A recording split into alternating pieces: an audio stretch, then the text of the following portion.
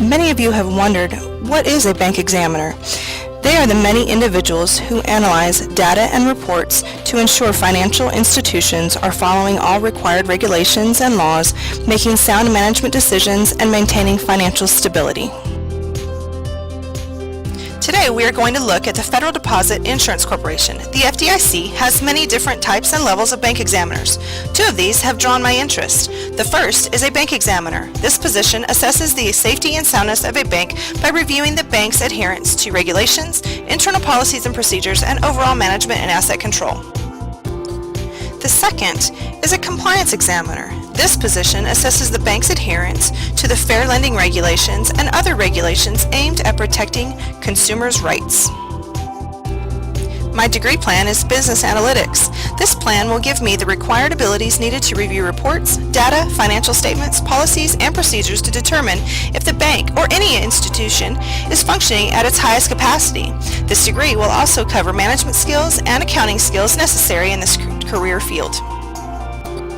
The benefits and salary for examiners are competitive. The salary is based upon your position and experience. The 401k savings plan allows for retirement planning.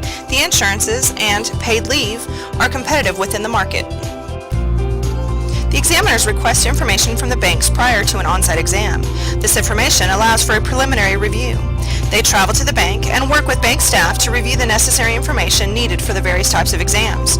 Also, due to what seems like constant changes in regulations, the examiners attend continued training. There are 7 regions throughout the United States covered by the FDIC. Each region has a home office that manages the institutions in that area. Is there a need for fewer regulations and more discretion allowed for the examiners based on each bank? According to Esther George, president of the Federal Reserve Bank of Kansas City, in an article published in the American Banker in September of 2014, this added discretion used by examiners for community banks would allow for more appropriate regulation enforcement based on the institution's size. With so many regulations out there, you might ask what the examiners focus on the most. According to Mary Ellen Byree of the Huffington Post, a survey in which 180 financial institutions participated found that the stress tests required for large banks are also being recommended for small banks. The stress tests look at loan concentrations, assets, and market risk. In my experience from the banker's side of the table, the examiners are fulfilling a difficult role in the banking industry.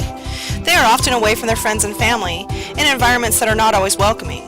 Perhaps someday I can sit on the other side of the table and help to ease the tension of an exam by being fair while enforcing the laws and regulations set forth by the government.